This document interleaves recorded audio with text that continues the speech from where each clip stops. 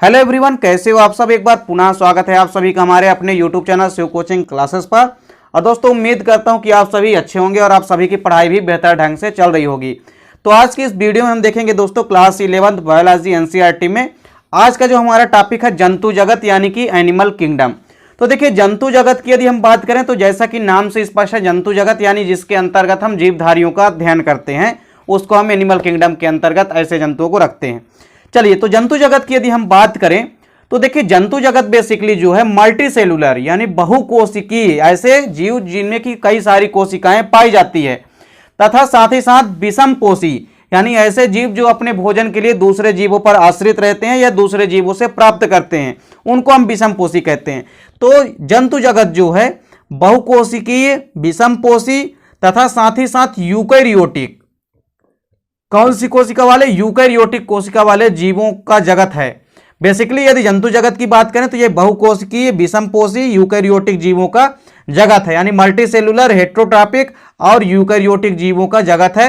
और इस समूह के अंतर्गत लगभग 12 लाख जंतुओं को शामिल किया गया है, और ये लगभग में है, इससे ज्यादा भी हो सकते हैं। तो देखिए, यहां पे यदि हम बात करें तो जंतु जगत जो है बहुकोशिकीय, विषमपोषी, यूकैरियोटिक जीवों का जगत है, और इस समूह के अंतर्गत लगभग 12 लाख जंतुओं को शामिल किया गया है। देखिए, इस जगत की यदि हम बात करें तो इस जगत के जीवों में संख्यात्मक रूप से, मुख्य रूप से यदि हम बात करें तो संख्यात्मक रूप से विविधता के साथ साथ उनकी संरचना एवं कार्यों में भी अत्यधिक विविधता पाई जाती है। तो जंतु जगत के जो जीव होते हैं उनमें संख्यात्मक विविधता के साथ साथ उनकी संरचना एवं कार्यों में भी अत्यधिक विभिन्नता या विविधता या वेरिएशंस पाए जाते हैं।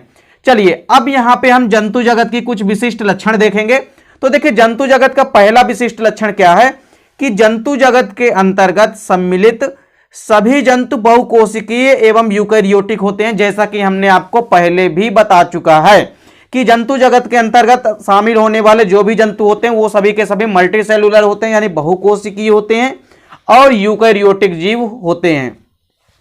चलिए, दूसरा लक्षण क्या है कि इनकी कोशिकाओं में कोशिका भित्ति का अभाव होता है। और हमने आपको पहले ही बताया था कि कोशिका भित्ति जो है पादपों का महत्वपूर्ण लक्षण है, यानी कोशिका भित्ति जो है केवल और केवल present in a plant cell. कोशिका भित्ति जो है केवल और केवल पाई जाती है किसमें? प्लांट सेल में, यानी कि पादप कोशिकाओं में पाई जाती है, जबकि जंतु कोशिकाओं में कोशिका भित्ति या सेल वॉल एब्सेंट होती है। तो दूसरा लक्षण क्या है कि इनकी कोशिकाओं में कोशिका भित्ति नहीं पाई जाती है या कोशिका भित्ति का अभाव होता है। चलिए, अगला महत्वपूर्ण लक्षण क्या है कि इनमें क्लोरोफिल अनुपस्थित होता है। क्या होता है? क्लोरोफिल इनमें अनुपस्थित होता है, क्लोरोफिल एब्सेंट होता है, यानी कि जो हरित लवक होते हैं, पर्णहरिम जो होते हैं वो क्या होते हैं? क्लोरोफिल यहां पे या पर्णहरिम जो है नहीं पाए जाते हैं। अब देखिए, अतः ये विषमपोषी होते हैं और अपने भोजन के लिए दूसरों पर निर्भर रहते हैं। यानी देखिए, इनमें अब क्लोरोफिल तो होता ही नहीं है, और पौधों में क्लोरोफिल पाया जाता था जिस कारण से ये अपना भोजन स्वयं बना लेते थे, लेकिन जंतुओं में ऐसा नहीं है। जंतुओं में क्लोरोफिल या पर्णहरिम नहीं पाई जाती है, जिस कारण से जंतु जो होते हैं विषमपोषी होते हैं, अर्थात अपने भोजन के लिए ये दूसरे जीवों पर आश्रित होते हैं।